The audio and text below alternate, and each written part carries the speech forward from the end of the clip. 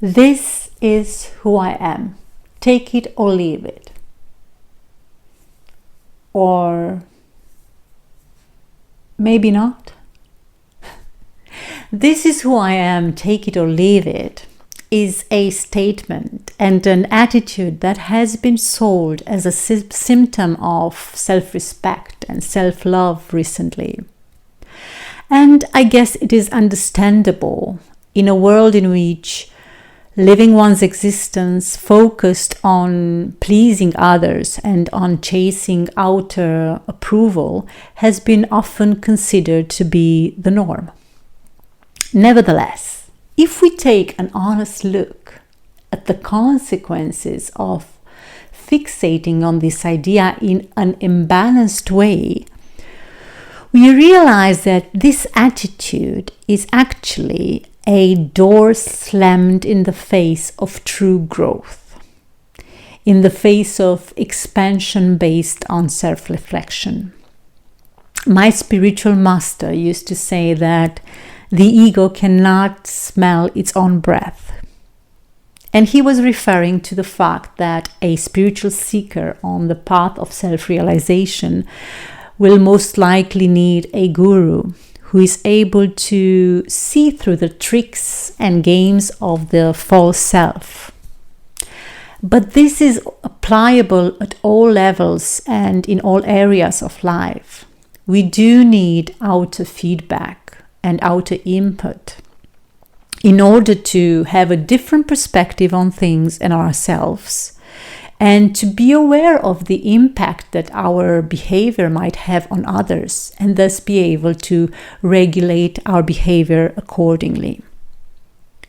Staying stuck in our own bubble and on our own rigid ways, without any concern for other people's feelings and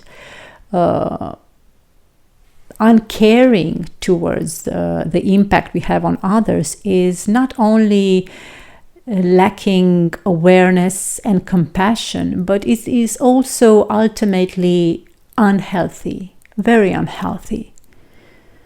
Furthermore, very often when we say this is who I am, we are not truly referring to our true self. We are actually referring to our ego, more precisely to this collected baggage of beliefs, convictions, and compulsive tendencies that we have been accustomed and programmed to identify with and to call ourselves. Thus, very often when we are asked to look at these, to question and change these aspects of ourselves, we seldom experience a sense of life threat, and we unavoidably retaliate. But this collective baggage, as I said, is not our true self. And if we truly knew this, like truly, we would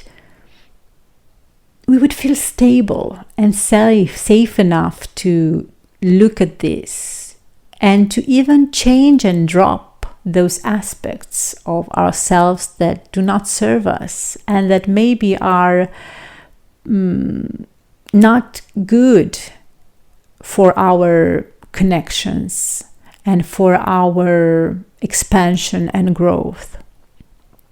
At the same time, though, all these being said, there's one thing we need to always have in mind and be aware of, and that is the fact that human beings do tend to project, and that the human perception is very rarely clear, and it is most often tainted by emotional unresolved trauma. It is often possible that while we are minding our own business, very settled in peaceful and positive intentions, other people might choose to feel offended and hurt by our words, by our actions, or even by our presence. Not necessarily because such actions and words and presence carry any offensive content in themselves or any hurtful intentions, but because someone's inner unresolved trauma might taint their perception and bring them to choose among the different numerous possible interpretations of said words and actions, the ones that are more hurtful and offensive to them. Why? Well, most likely in order to reenact the traumas that is unresolved within them, by bringing it outwardly and thus having to face it again and again and again. Maybe it happened to you as well at some point on your path that someone told you they felt offended or hurt by your actions and words, although you would have never imagined that such actions and words could ever be seen as hurtful and offensive by anyone. And the fact that your intention was innocent, that you never meant to hurt them, does not invalidate their experience, though. Just because your intention was pure, it does not mean that for them the experience of hurt was not lived as real and actual and valid. Thus, if you do care about those people and if you do respect them truly, you might feel to apologize and for unknowingly hurting them and try to see how you can avoid that in the future. Because the true solution of a conflict is not just avoid apology, right? It is acquiring the understanding that is needed for you to regulate your behavior in order to not only reach present resolution of the conflict, but also to avoid such episode to repeat in the future, causing hurt to another again and again. You don't want that to happen. So you have to have a feedback and be able to see where you can change and what can you change. But if the root of the offense is not in your behavior, but in the other's unresolved trauma, doing this is mostly impossible. You may get to a point in which you notice that there are no guiding lines, right? That there's nothing that can help you avoid hurting the other in the future. Seeing that anything you do, say, or are at any given moment can be inadvertently turned into a reason for conflict or an origin or a source of hurt and offense without any criteria for you to avoid it, that you can hold on to and use it as a tool for different situations in the future, might leave you, and well, most likely will leave you frustrated and helpless because you feel that there is truly nothing you can truly grasp and do in order to avoid such things to happen again.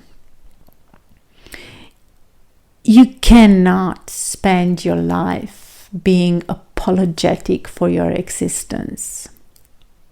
So, on one extreme, we have the attitude, this is who I am, take it or leave it. And it comes with being closed to self-reflection, being careless and unconcerned with other people's feelings many times, and unaware of the need to regulate your own behavior based on outer feedback. So this is one extreme. The other extreme, though, is the tendency of always internalizing other people's reactions to your words and actions, and choosing to cope with it, with this offended reaction, by shrinking yourself, by repressing and censoring your natural expression for fear of conflict and for fear of repeated retaliation from others. Thus, you start amputating parts of yourself for fear of hurting another, even when the offended and hurt reactions from other people are the result of their projections and of them being triggered, or of their subjective interpretation rooted in personal unresolved trauma. So, in which of these two directions should we move in order to find a healthy way? Well, as Buddha used to say, the middle way is always the best way. And what is the middle way in this situation? Well, in this situation, the middle way is being able to hold both attitudes in the appropriate degree and in the right moment and place where they are needed. More precisely, the middle way in this situation is being able to stay authentic to oneself while still remaining open to self-reflection and to considering other people's feedback for behavior regulation, not with the purpose of pleasing and appeasing conflict, but aiming to increase your own self-reflection, your own self-awareness, and your own expansion. Being empathetic and compassionate towards other people's feeling while still remaining aware of how much other people's perceptions is influenced by their own personal issues and unresolved traumas.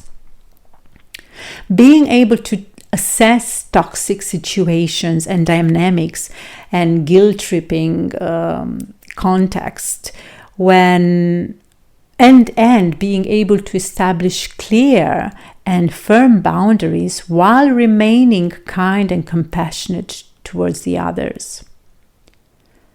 Holding in one hand openness to grow into a better version of yourself